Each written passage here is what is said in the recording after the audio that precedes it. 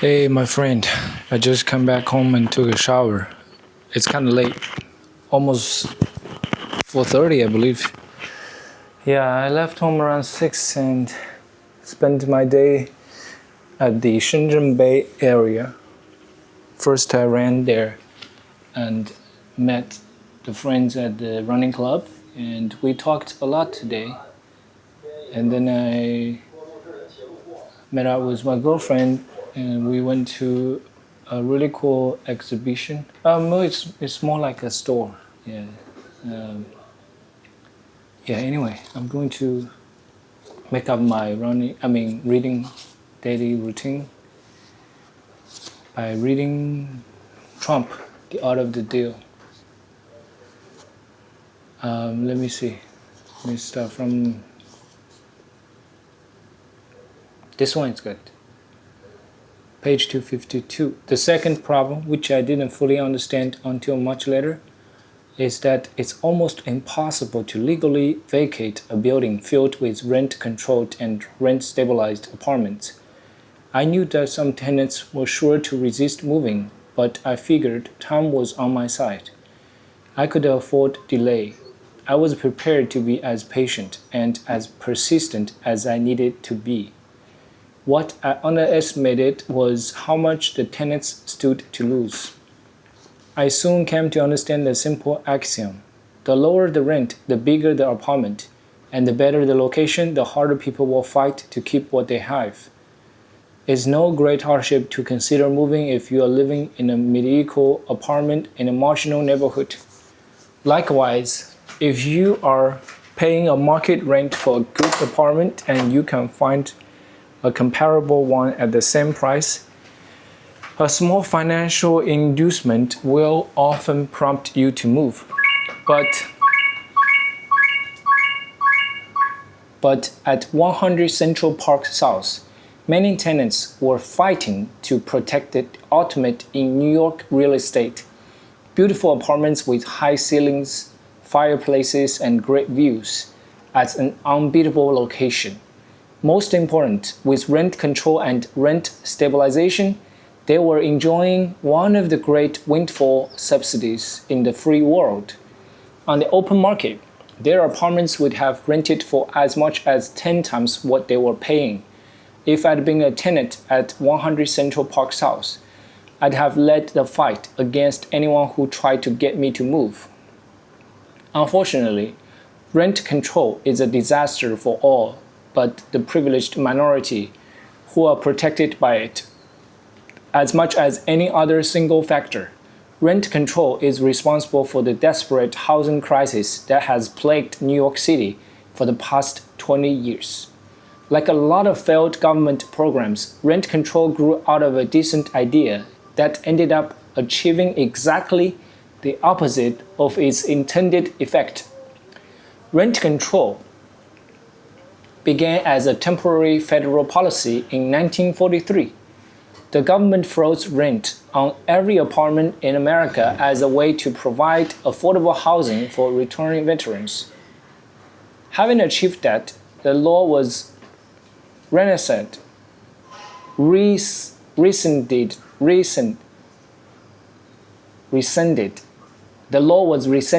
in 1948. But New York City adopted its own rent control law in 1962. Under the city statute, any dwelling built before 1947 was subject to rent control.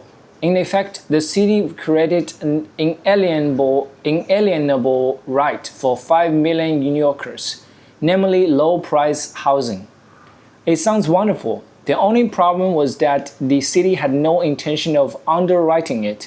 Instead, they forced landlords to subsidize tenants. The cost of fuel, labor, and maintenance rose steadily, but the city refused to let landlords raise their rents to keep pace with inflation, much less the market itself.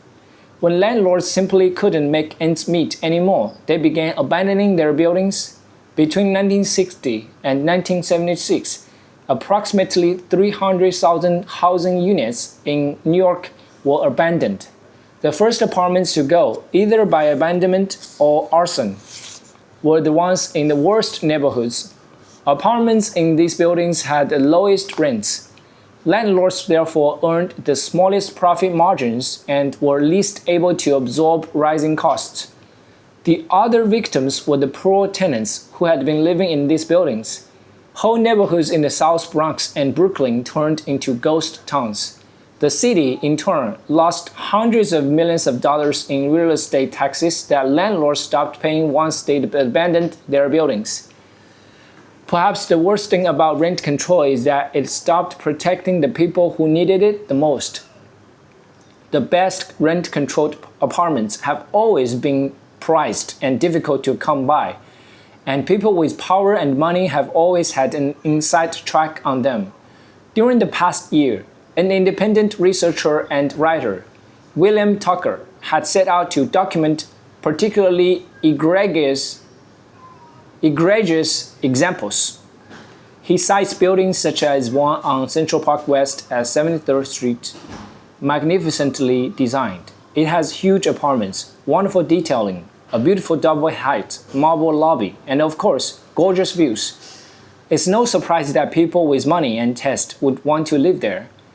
Mia Farrow, for example, has 10 rooms overlooking the park. She pays about $2,000 a month for an apartment that might rent for upward of $10,000 a month on the open market. Carly Simon, the singer and songwriter, lives in the same building and pays about $2,200 a month for 10 rooms overlooking the park. Down the street, Tucker found that Suzanne Farrow of the New York City Ballet has a 14-room duplex near Lincoln Center, for which she pays under $1,000 a month. William Wanden Hoover, a very prominent attorney who served as an ambassador to the United States under Jimmy Carter, pays less than $650 a month for a 6-room apartment in a terrific building on East 72nd Street near Fifth Avenue. Alistair Cook, the TV personality, pays about $1,100 for an 8-room apartment on Fifth Avenue. William Shaw, former editor of The New Yorker, lives in the same building and pays $1,000 a month for his 8 rooms. The most notorious example of all may be Ed Koch, the mayor of New York. Koch has a very nice 3-room rent-controlled apartment with a terrace in a beautiful part of Greenwich Village. He pays $350 a month, perhaps 1/5 what it's worth. The worst thing, though, is that Koch doesn't even live in his rent-controlled apartment. He lives in Gracie Mansion, the official residence of the mayor. Unlike most developers, I don't advocate eliminating rent control. I just think there ought to be a means test.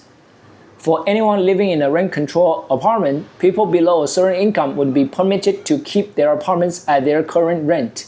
People with incomes above a certain sum would be given a choice between paying a proportionally higher rent for their apartments or moving somewhere else. The situation at 100 Central Park South is a perfect illustration. Soon after I purchased the building, I did some research into the financial status of the tenants. What I discovered was fascinating but not surprising. There are 3 distinct groups. The first, who live in the largest apartments overlooking the park on the higher floors, are generally successful, wealthy, and in some cases quite prominent. Fashion designer Arnold Scarsy, for example, has a 6-room duplex facing the park, for which he is paying $985 a month, about what it costs to rent a 1-room studio at market rates. Angelo Di Sapia, another wealthy tenant and an architect of some eminence, has the entire 7th floor facing the park, 9 rooms for a rent of $1,600 a month. Still another tenant owns a beautiful brownstone on 63rd Street worth at least $5 million, but also has 4 combined apartments at 100 Central Park South with fabulous views of the park from the 13th floor and a rent under $2,500 a month. All of these apartments could rent for many times what the current wealthy occupants are paying. The second group of the tenants are what I'd call yappies, younger professional people, stockbrokers and journalists and attorneys. While not necessarily millionaires, these people are certainly affluent. A good number of them occupy 1- and 2-bedroom apartments facing the park. The third group of the tenants living in smaller apartments with tiny kitchens and windows facing the court. Not surprisingly, these people are generally of modest means. A number of them are elderly, living on Social Security. Their rents are below market, but not nearly to the degree of their wealthy neighbors in the front apartment. A comparable studio in the neighborhood might rent for twice what most of these tenants are now paying. The leader of the tenants, John Moore, was a man who didn't quite fit into any group. In his early 40s, this gentleman came from a family of money and social standing. His grandfather was a major stockholder in Tiffany and Company before it was bought by Walter Hoffing, but he himself had not been very successful. I've always been convinced that leading the tenants gave him a way to feel useful and important. Of course, he also had something very valuable to protect, a beautiful 2-bedroom park view apartment for which he paid a very modest rent. Vacating the Barbizon Plaza was easy. All I had to do was stop renting hotel rooms. Before I gave up that income, however, I wanted to vacate 100 Central Park South too. Unfortunately, I made a very critical mistake right at the start. I should have gotten involved myself. That's what I'd always done in the past, and that's what always worked for me. But frankly, convincing tenants to move wasn't the kind of work I relished. Instead, I decided to hire a company that specialized in relocating tenants. Citadel Management was recommended to me by several top executives at well-known companies who'd used the firm and vouched for its reputation. I wasn't looking for tough guys. This was a high-visibility location, and a lot of people were gunning for Donald Trump already. The last thing I needed was to create controversy. My original plan was very straightforward. We'd let the tenants at 100 Central Park South know that we intended to eventually demolish the building, along with the Barbizon next door. Then we'd offer them help in finding suitable new apartments as well as cash incentives to move. Very quickly, however, the tenants got organized. They formed a tenants association and decided to hire a law firm to represent them. Cost was no object. The wealthiest tenants had the most money to lose, and they were more than willing to underwrite any attorney fees. Several agreed to contribute as much as $8,000 a year to the cause. That was cheap, after all, compared to the $10,000 a month they might have to pay for a comparable apartment elsewhere. The firm that the tenants chose had been somewhat successful representing tenants facing eviction. They made a better living than most landlord attorneys. Their approach was to resist eviction on every front. 你好，哎，帅哥可以关了门讲吗？哦会传过来。哦，谢谢，谢谢。不好意思。谢谢太大声。Okay, that's fine. I'm gonna read it later. All right, bye.